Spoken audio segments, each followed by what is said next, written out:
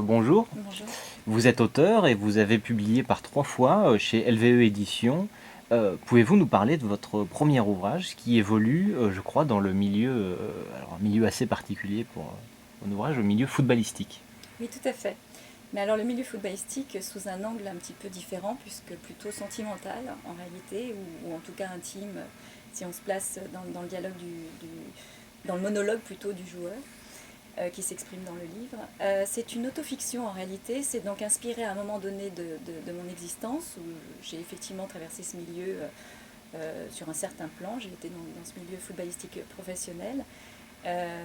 Et donc une autofiction, pourquoi? Parce que je me suis inspirée d'un moment de ma vie lié à ce milieu et que j'ai brodé une histoire autour, en tout cas j'ai développé une histoire autour, voilà, en changeant modifiant certains éléments.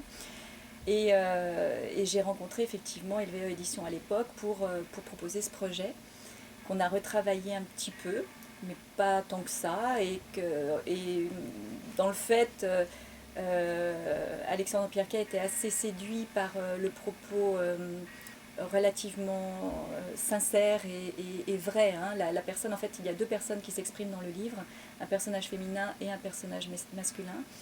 Et il a trouvé ça assez intéressant, cette façon de parler au lecteur, assez direct, assez sincère comme ça. Et voilà, enfin, c'est une histoire un petit peu effectivement atypique pour le coup, et qu'on va rééditer d'ailleurs cette année. Alors justement, plus récemment, c'est plutôt dans le secteur jeunesse que vous êtes exprimé, avec en premier lieu une histoire pour le moins atypique, Le chagrin rendrait heureux. Alors c'est pas tout à fait ça. Le chagrin rend triste de toute façon. Le chagrin à la base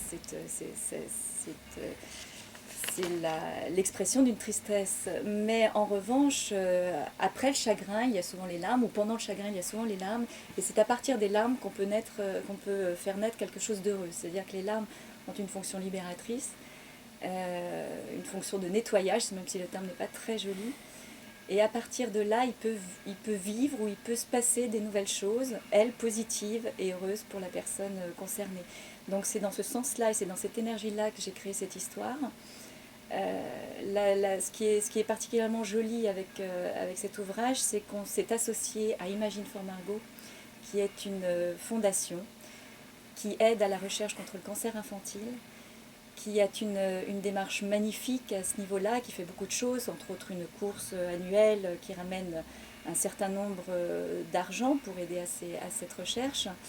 Et c'est vrai que l'histoire correspondait tout à fait au message d'Imagine for Margot, qui a été laissé par la petite fille emblématique de cette fondation, qui est vas-y, bats-toi et gagne. Et donc dans cette histoire, on a cette idée-là, on a cette idée qu'à un moment donné, il peut se passer des choses terribles, ou en tout cas difficiles à vivre, qu'on peut malgré tout les combattre, les digérer, et après ça, les transcender. Et, et aller vers une direction plus positive voilà, et repartir sur autre chose, sur une nouvelle base ou sur un nouveau projet ou sur de nouvelles envies. Enfin voilà, en tout cas c'est un message d'espoir et ce livre est un message d'espoir. Alors quant à votre second album jeunesse, vous touchez à une icône vraiment et vous levez le voile sur l'enfance du Père Noël. Alors expliquez-nous un petit peu ce second album. Oui, alors plus léger, c'est certain. C'est venu d'une phrase de ma fille, en réalité. Quand elle était toute petite, elle m'a posé une question que j'ai trouvée absolument extraordinaire. Elle m'a demandé, mais maman, le Père Noël, quand il était, qu'est-ce qu'il faisait le Père Noël quand il était petit garçon? Qui était-il quand il était petit garçon? Comment était-il? Et c'est vrai que ça m'a surprise dans le sens où moi-même, qui ai pourtant relativement d'imagination, n'ai jamais pensé à ce type de questionnement et je ne l'avais jamais entendu non plus autour de moi. Et à partir de là, je l'ai laissé dans un coin de ma tête. Il s'est écoulé un certain nombre d'années et un jour, j'ai eu envie d'en faire une histoire de cette question. Qui était le Père Noël quand il était petit garçon? Et j'ai eu envie de lui créer cette enfance dont on n'avait jamais parlé et de la dévoiler en quelque sorte. Donc j'ai fini par construire l'histoire autour de cette dynamique.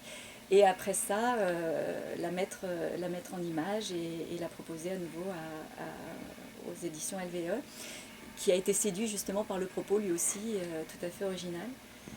Voilà.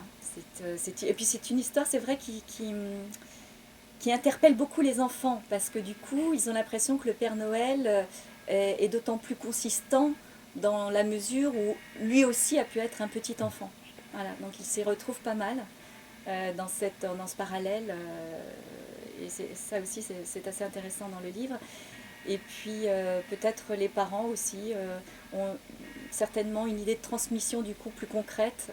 J'ai été un petit garçon, j'ai reçu, mais je peux être comme le Père Noël, un petit garçon, et avoir envie plus tard de donner à mon tour et de faire vivre cette magie à mon tour. Donc il y a aussi le parent qui peut s'identifier à ce mouvement-là, du Père Noël petit qui devient adulte et qui va dans cette idée de donner, d'offrir.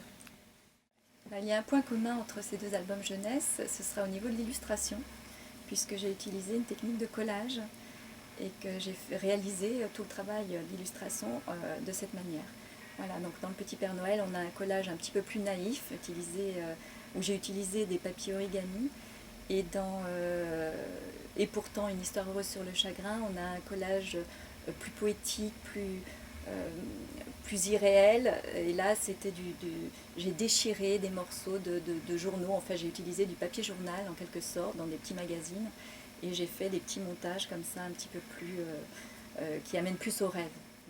Voilà.